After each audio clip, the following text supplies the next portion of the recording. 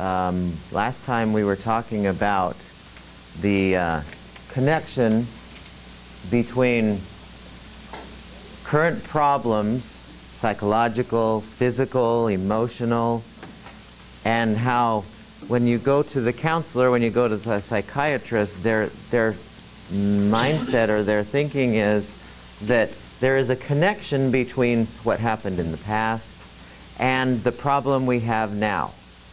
And so when you go to the counselor, and we talked to several of us in here who said, yeah, you know, part of the counseling was going back to that past event and talking about it, hypnotizing us about it, whatever it is, okay? And we realized that that works about 30% of the time. That's the statistics on it anyway for psychotherapy, hypnotherapy, and that sort of thing. Now here's another question for you to think about that I think is really fascinating. So let's say we have two people who are in the exact same traumatic initial event. Okay, let's say maybe it was a crash, really, and both people equally experienced it.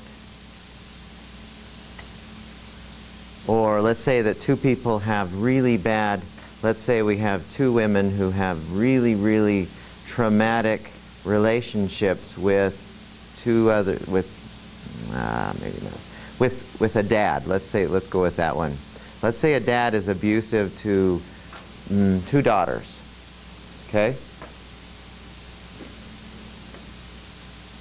Why is it that one of the daughters, this is hypothetically speaking, has struggles with you know, relationships with men, struggles with painful memories of it, struggles with self-defeating emotional states, struggles with low self-esteem, and the other one doesn't, and they both had the same exact past event? Why is it that the two of them have different nows from each other when they both had the same experience long ago? How do you explain that one?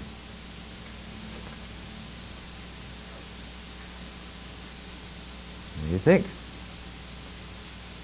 Sometimes it's because somebody deals with it, as far as like understanding how they feel, and they face it, and other people just suppress it and ignore it, but it's always back there. What if they both suppressed it, but one didn't have any problem with it and the other one did? What if one just didn't go through the psychoanalytic steps to kind of work through it, but just nothing happens, bless you. Just nothing's going on for the person now. Negatively? Yeah. One can have a positive outlook on life and it's So it's how they are thinking now.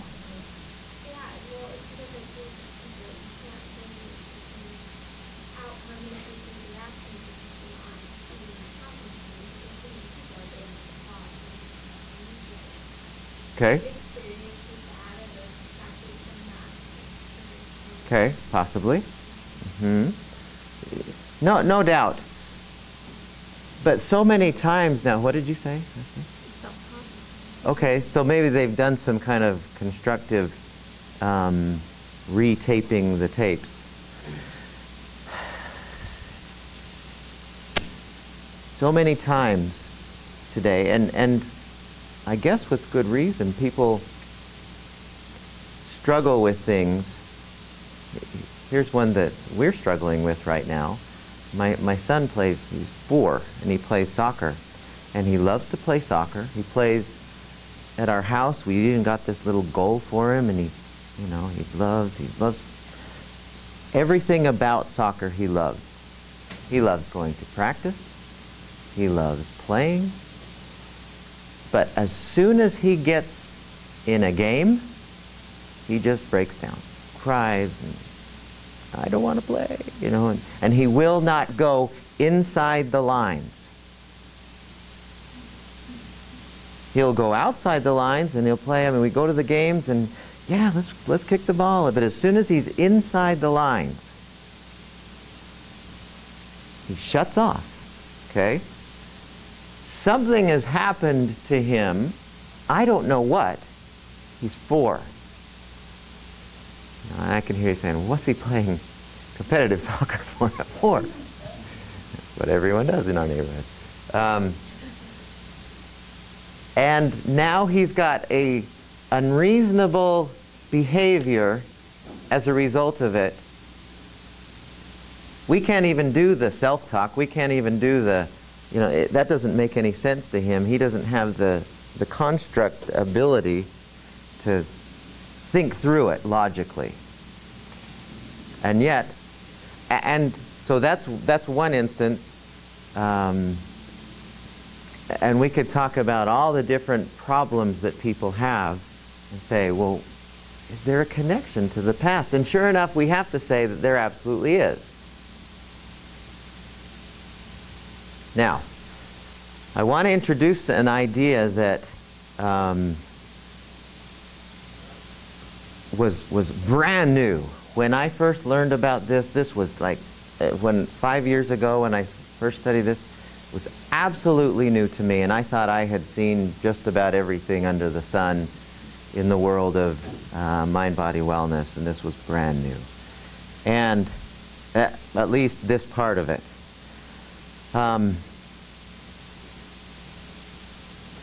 And it goes like this. This troubling memory isn't the cause of the current problem. This troubling experience, this trauma, isn't the cause. There is a step in between. And the step in between is called a disruption in the body's energy systems. A disruption in the body's energy systems. Erica? Before we continue, I was wondering, are we always to assume that a current problem is always tied to past events? No, we couldn't even start to make that assumption. Okay. Just wanted to clarify.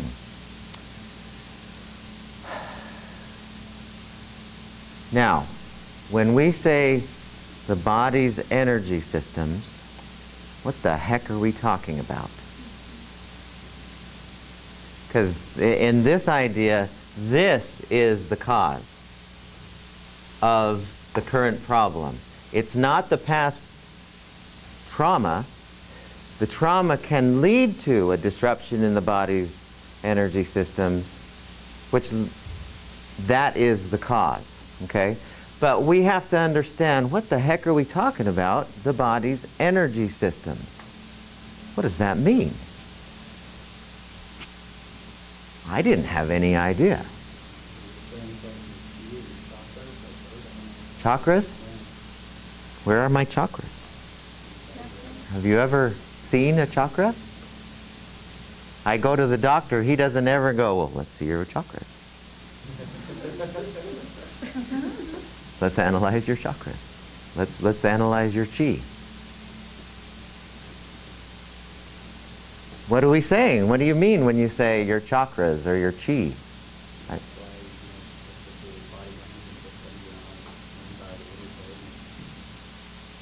Okay, but what is it?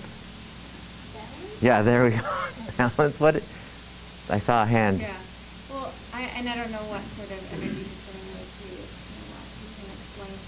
But when I tapped into a little bit of energy, Tapped into them?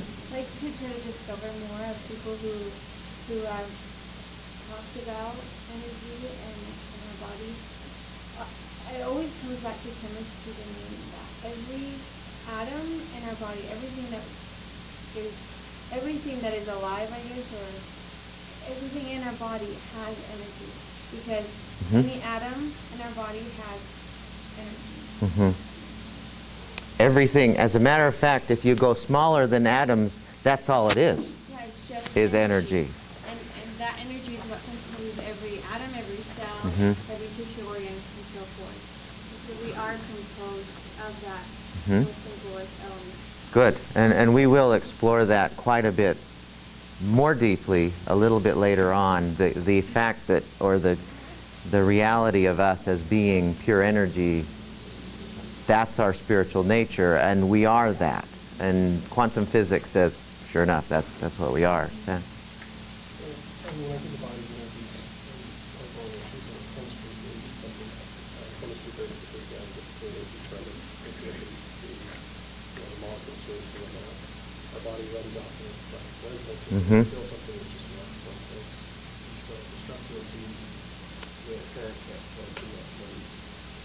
Okay. Now, I want to take that a tiny bit deeper because it's not neurological. When has anyone in here ever been to had acupuncture done? Oh, quite a few. Buddy, why did you go to get acupuncture done? What was the problem?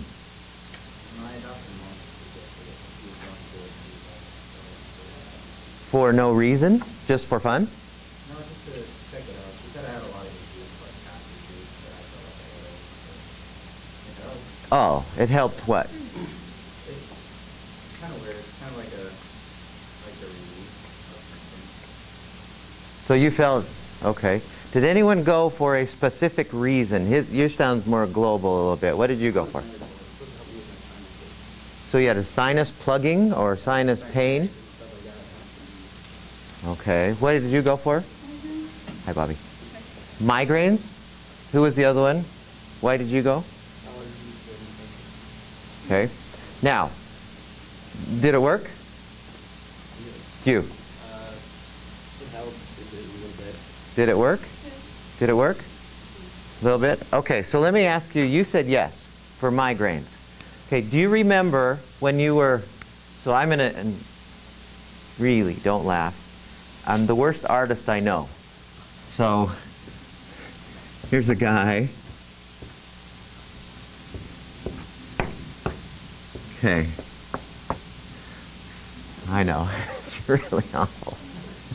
One day I'm going to learn how to do art. Okay. I'm sorry, remind me your name. Andrea. So, this is Andrea.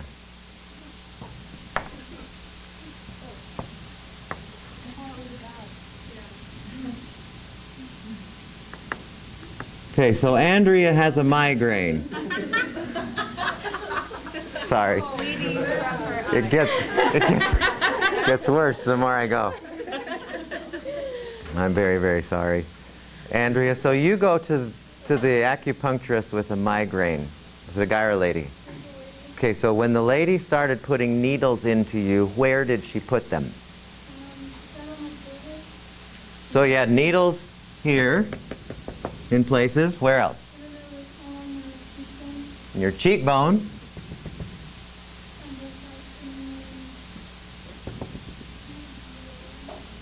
Was there anywhere else on your body? On your arms? So like right in there? This should be lower, huh? Anywhere else? Do you remember where they stuck? Did they stick any needles? So yours was for here. Did they stick any needles below your neck? In your hands? In your feet? Did you have anything elsewhere besides? So yours was allergies. And okay, so why? Where did your needles go?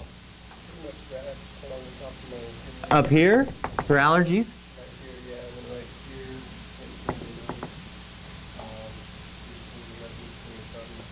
Over here. Okay.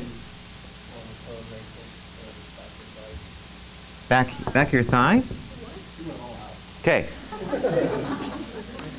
Somebody explain to me why in the world, if you go to a medical doctor and you have a sinus infection, what is it that that doctor's likely going to do to try to help you? Medication designed to clear that area, right? Work on here. If you've got a migraine, you know, you might take some kind of a medication that's designed. Why in the world, bless you, would an acupuncturist stick needles in your foot for something that's going on up here? Yeah, our body's taking the acid.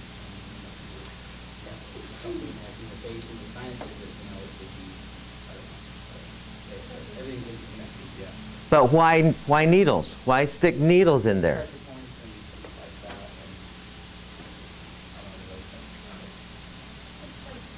points and things like that, and I don't know, No. No. That's not right, but it's a good try. Oh yeah, yeah, sure.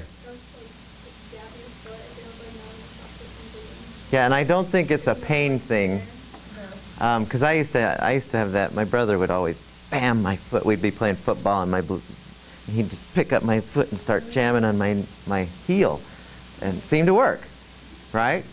What's that? But the explanation for this, so we have these pressure points in our foot. We stick needles in them. What are we making happen? That's what I want to know. Sure, we all know about pressure points. We all know about all these different acupressure points, and they stick the needles in, and they really don't hurt very much. I had a friend when I was in Southern Illinois. He had cluster headaches, which if you ever have had one, he said it was like a migraine times 10. I can't imagine. He said every night he wanted to shoot himself. It was so painful. And he tried everything under the sun. Nothing worked. And finally he found an acupuncturist, and the lady, she happened to be in the department. He was a real computer whiz kid, and she said, well, I'll help you with it if you want. He said, I will try anything. So he went and he told me about it, and I said, can I watch? Because I had never seen it before, so I went and watched, and she was doing the same thing. She was sticking needles in his foot, in his hands, in his ears, in his eyebrows, all over the place. And I said, why are you doing that? She said, well, that's just how we do it in acupuncture. Oh, man, somebody tell me why. And sure enough, it helped him. Disappeared the headaches. Now, what I want to know is, why is it that putting needles in here, what is happening so that putting needles in here and here and here is affecting something right here, or migraine? What's going on to make that happen?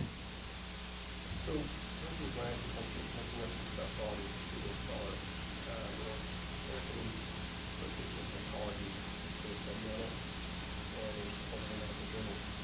And right now, the theory is that when you focus an area, it triggers an area of the brain that begins to function here, essentially the hormone, the chemical or endorphins.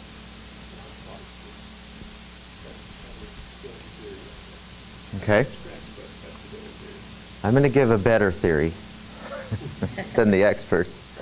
No, that might be true. I don't know if that's been measured or tested, nor do I know what my explanation has been measured. There's no way to measure it. There's no way to test it because we don't have instruments that can detect these energy systems to a sophisticated enough level to say, here's what's going on when you stick the needle in your foot, okay? But anyway, this is kind of how it looks. You mentioned chakras, right? Different energy system, what we're working with here. You mentioned qi. The qi energy that we have, which is in Chinese medicine they call qi energy, is like our vital energy, our living energy, what you were talking about, okay? If you took a person and so, has anyone ever been with a person who just died? Like they were alive and now they're no longer alive? Have you been with a person like that? So, that person is entirely there except for what? After they pass on? What's no longer there? Yeah, something. The physical part of them, the neurological, the hormones, everything else is still there. but something is not there. That something is what we're talking about. The energy of the person. And they have in acupuncture these meridians or these pathways that they've mapped out. We put it in the stress management text. You can find them online. Just Google meridians or acupuncture meridians, and you'll see pictures of these pathways through which apparently this energy is supposed to flow. Or they're kind of like endpoints of these energy systems or energy meridians, and it's kind of like you have these rivers of energy that are flowing through us, and every one of these energy meridians, and they have names for them, has an end point. And they put their needle in the end point, and here's how I visualize this happening. This is, in all my studying, this is what seems to be happening, is here's this river. So I'm going to make this bigger. Here's this river of energy. And when we have one of these things happen in our lives, we lodge in the river a boulder. And when we think of that event again, or we have another experience, we lodge another boulder in there, and another boulder. And when we keep reliving it over and over in our minds, we lodge more boulders, okay? And pretty soon, through whether it's thinking about it and really getting stressed about it, or actually going through it, pretty soon this river becomes dammed, like a dam, where the water can no longer flow freely, or the energy can no longer flow freely. This is what we call a disruption in the body's energy system, is this right here. Okay, what you're saying, Sam, may not be true, I don't know. But this is the explanation that the Chinese medicine people would say. This is what's going on. And so when they stick the needle into the foot, and I don't know how, I really don't understand this, but when they stick the needle into the foot or the collarbone or eyebrow, then it dislodges some of these rocks. This spiritual, this energy, this is what creates the migraine. Okay? Not this, but this is what's causing the migraine. This is what's causing maybe the sinus problems. This is what's causing the depression. This is what's causing the continued muscle pain that nobody can explain. This is what's causing the addiction. Okay? And so when we do this, we get rid of these boulders, and what's left is free-flowing energy. And when free-flowing energy is happening, healing takes place. That's the idea. When you have free-flowing energy through the meridians, then that's when you are feeling great, doing great, healing happens, and you are balanced in every way. Okay? That's the idea. And I know it's a little far-fetched from where we've grown up and accepted what's right. But there's too many things that go on in our medical community, and I'm not anti-medical, that don't get fixed. And Chinese medicine seems to be doing a pretty good job of fixing it to a certain extent. Not all, but to a certain extent. Taylor, did you have a question? Yeah, I was just wondering, like some sort of foot zone. Same kind of idea, yeah. So, does this make sense so far for everybody? Does this make sense so far? Does anyone have any questions about it?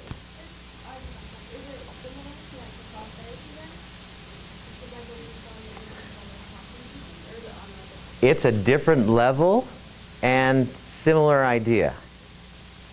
It's just at a more physical level. Massage kind of does somewhat similar, relaxing the tense muscles.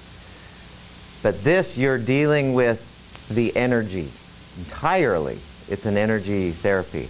Now, so any other questions about this to here?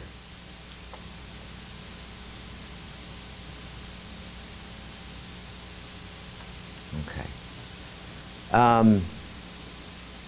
So let me show you. I want to show you a quick video that we're going to introduce this method, and we don't use needles. We're not going to do any of the painful stuff. No pain's going to happen here. But I want to show you, when I first learned about this, I read the manual, and that was probably five years ago. And since that time, it's like this enormous, what's the right word for it, wave has just come in of information about this, because people are seeing what's happening with this and finding incredible results, and it's all free to learn. It's all free to, you don't have to go to a therapist or a doctor. But this is one of the introductory videos that kind of gives you an overview of it, and then we'll get into how we do it. So just watch this, sit back and relax and enjoy this. Pain was in every part of my body for many, many years. I stopped needing a doctor. I was diagnosed with multiple sclerosis. I cannot find any traces that it ever existed in my body. I had over 80 allergies and I was allergic to the world, basically. I am not allergic to anything. I can eat anything I want to. It's easy to lose weight. Cravings, fatigue.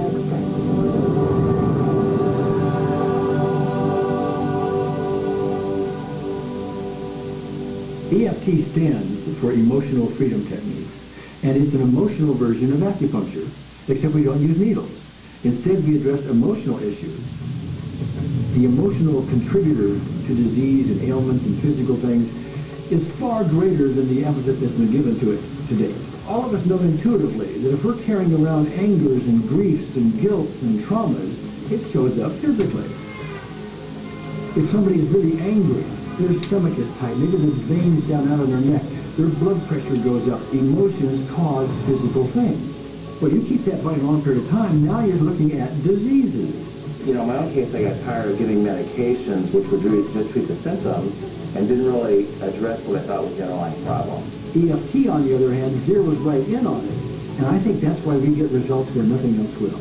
It's possible to clear emotional issues at a deep enough level that physical healing results. Acupuncture relies on the fact that there are subtle energies that run throughout the body called meridians. If they're not flowing well, the body's health does not do well. And what I found was something just very stunning. If we stimulate these meridians, tapping on them with our fingertips, it tends to balance things out, and people that would have an intense emotional issue, it would just fade. Sometimes it would happen in minutes. Once you start taking care of these emotional issues and doing it correctly and really resolving them, physical things start to subside as well. Immediately I could control my pain levels. I cannot think of one case it did not work on a migraine. My migraine was gone in 10 minutes. I don't have diabetes anymore. I don't have to check my blood anymore. I gave my blood meter to my sister, whose cat has diabetes because he's overweight. What we've really done is taken a very ancient, very well-established process, the ancient Chinese way of going about healing. We've dusted it off, and we've added innovation or two. And this is the new forefront to me. We're on the ground floor of this new healing high rise. When I was 10 years old, I fell down a 25-foot hay chute. I landed in a sitting position on a concrete landing, compressing my spine. I underwent my first back operation in 1971, the second one in 1972, a third one in 1979, a fourth one in 1984, a fifth one in 1992, and a sixth in 2002. With each surgery, the pain just got worse. I lived in pain my entire life. I lived on Tylenol with codeine 4. I took them like candy. I was diagnosed with multiple sclerosis, which was another devastating blow, and my response to that was, God, how much can I take? I was totally wheelchair bound for 5 years. EFT brought me out of the wheelchair, put me on arm crutches, which my doctor said would never happen. Went from arm crutches to giving up Social Security disability and returning to work. I see EFT cure things that are incurable all the time. When it comes to the MS, I'm completely cured. It's gone. It's non-existent in my body. I'm 54 and I'm doing jumping jacks now. I'm not saying by that we cure everything in a minute or two, in a session or two, and so on. Some things take a lot longer than others, but we get astonishing results often. So what we're going to do today is take a finger prick of blood from a few different people. We're going to take a look at it under a dark field microscope and actually look at what their live blood looks like. A person that's healthy, their live blood will look like a clean flowing river. And a sick person, clumping in just a murky swamp. Of those 6 people, 3 had blood picture that looked like there's some health issues that should be addressed. So we had those 3 people go through about 5 minutes of EFT. This anger, all this resentment. We drew their blood again, looked at it, and saw just total different blood pictures. No sign of clumping. I was speechless.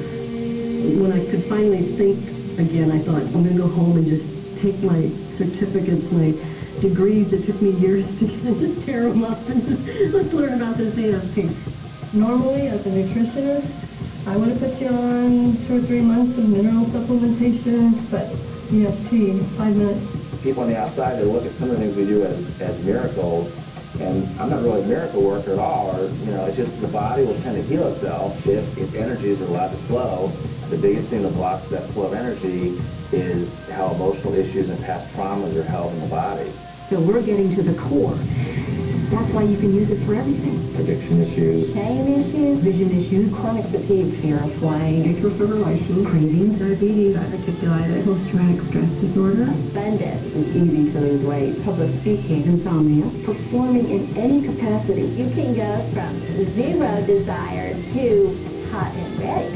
For the first time, I can probably say I truly and genuinely like myself, love myself, have acceptance. People ask me what kind of antidepressants I'm on, and I say EFT. I do believe anything is possible now because I've seen it. One that was really fun to do was the vision experiment I did. 75% had an improvement in their vision. I keep getting emails from people, by the way, Carol, I'm not using my glasses to look at the piano music anymore. EFT is the best thing I found, hands down.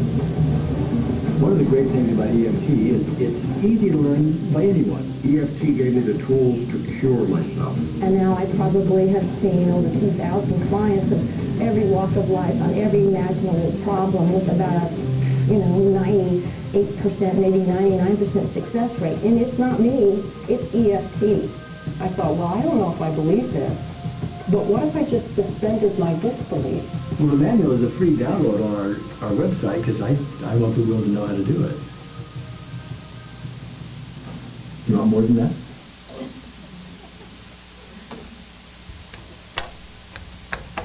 Now, I know that when you see things like this, immediately red flags pop up, right? Oh, testimonials. Ooh. Give me some research, give me some science that proves this, that shows that this has worked over a whole lot of people, controlling all the variables as much as possible. I mean, that's what I teach in my research classes. We should be confident in what we're doing based on science. And the challenge that we have with EFT is it's so new that science has not really kicked in a whole lot, and there are a lot of studies being done on it right now, or have been done recently, that are vilifying it. But this does sound like this is, it's a cure-all miracle drug. And whenever you see something like that, you want to be a little careful. And my experience with this is, for sure, I would never bring anything into this class that I didn't know 100% for sure that it works for me, and all the times that I've tried it elsewhere. And that's why I have no problem sharing with you. And it's okay to be like, this is a crock, you're out of your mind, because you don't understand this. It's okay to be that. It's okay to have that in your mindset. What won't work is if you just say, and so I'm not going to try it, I'm not going to give it a chance. It's okay to have this doesn't work, and I'll try it and see for myself. That's the right attitude you should have with anything. And since this is so new to us and so different, because I know what you're saying. I know what you're saying in your heads about when you see something like this. So let's let's explain how this is done. We're going to get to a tiny bit of it today. Here's my blue pen. Okay.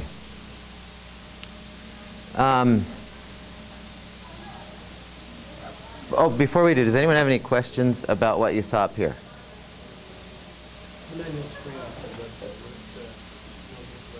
Yeah, and I'll point you at it.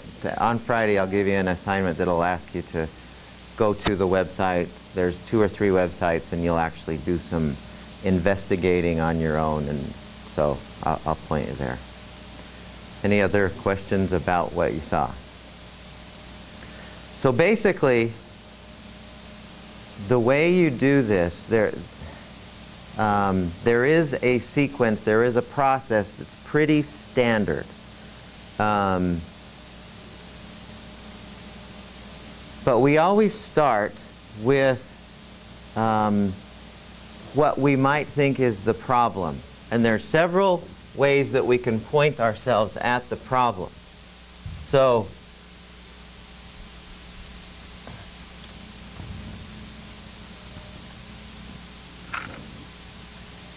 and so I want you to write these down, because you'll be playing with this all semester. Don't let me forget to grab your contracts before we leave.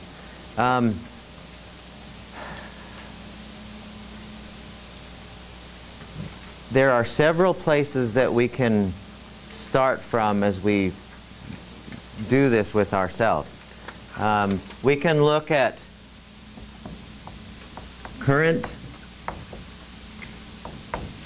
pains or problems,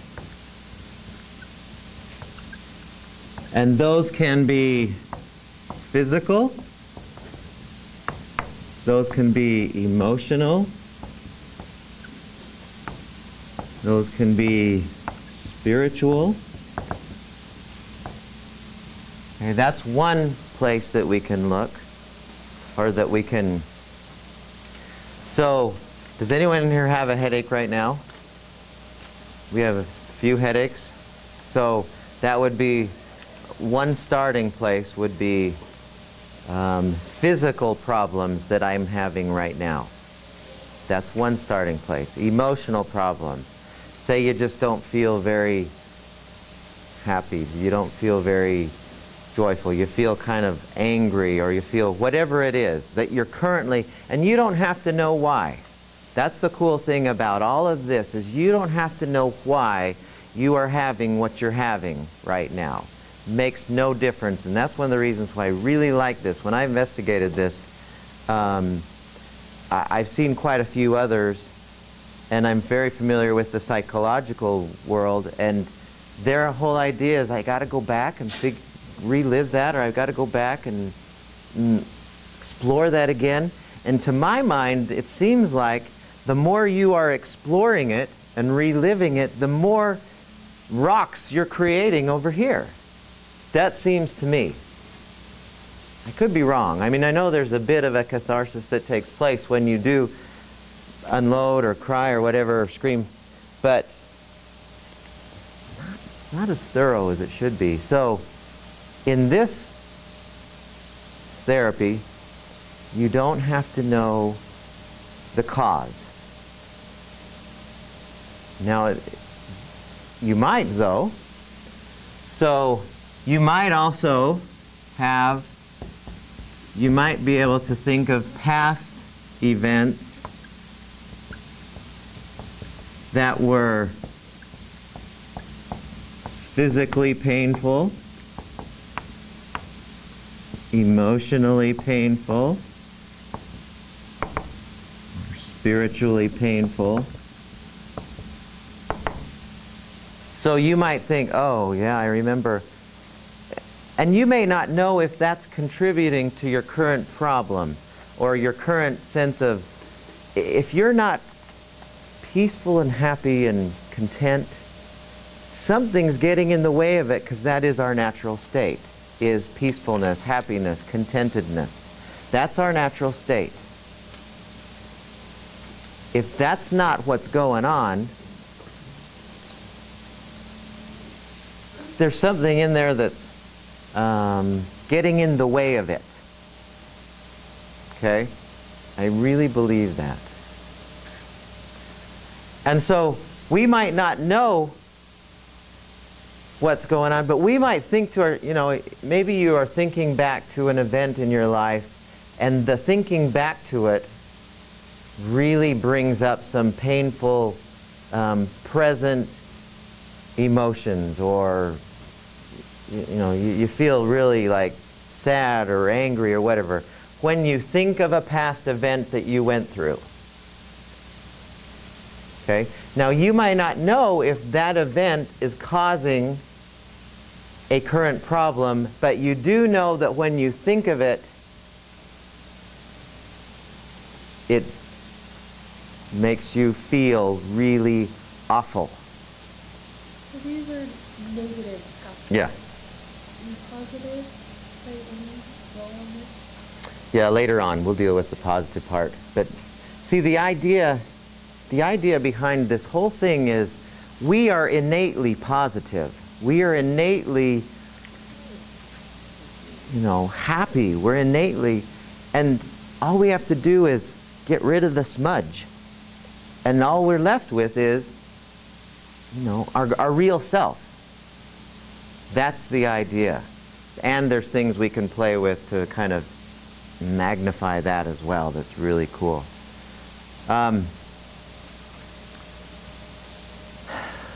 Let's see.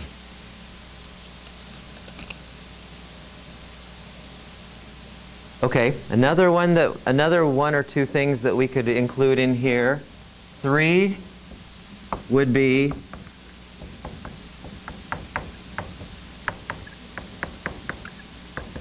limiting beliefs.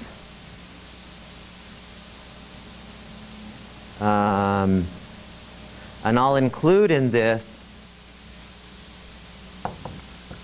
addictions and similarly habits that don't serve us very well. I saw one instance where a guy, there's so many I would like to show you, but you can do your own discovery on that. You can do your own research on this. But I saw an instance of a guy who he was in the Vietnam War, and really he was telling of his story. They videotaped. He was at a veterans hospital in California, and this guy, Gary Craig, who you saw at the end of the video, was working with him. And he had been a 3-pack-a-day smoker for 20 years. He got probably 3 hours of sleep, and every night when he was sleeping, he would have horrible nightmares, primarily because when he was in the war, there were several occasions that were pretty bad, but he mentioned one where he was in a situation where it was either, there was a kid who had a hand grenade. He'd pulled the pin, I guess, and it was either, and this guy was like from me to the back of the room from the kid, and he knew the kid was going to throw the hand grenade at him. And he said it was either me or him, so I shot him. You know, killed the kid, and that, among a lot of other really horrific experiences, he had a lot of rocks, you know, for good reason. And so every night he'd get 2 or 3 hours of decent sleep. He looked probably 20 years older than he should have been. He was afraid of heights, chain smoker, horrible post-traumatic stress. And they showed Gary Craig working with him, and after it was about 45 minutes of working with him, he had the first 8-hour sleep he'd had in 20 years. And he had been going through therapy for 20 years. He had the first 8-hour sleep that he'd had. He quit smoking, and it was funny because they showed him out on this like a stairway that is outside. You know what I'm talking about? There's the stairs, it's California, so you can have stairs outside.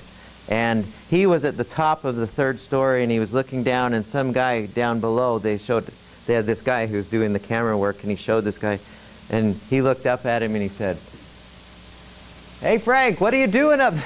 He knew he was scared of heights, and he couldn't believe that he was up there. In other words, in 45 minutes, and he took a few more days to completely deal with most of these, because there was a lot of rocks in there, but he helped him with his addictions,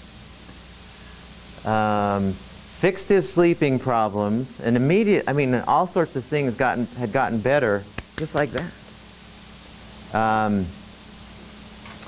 Let's see, the other thing that we can look at,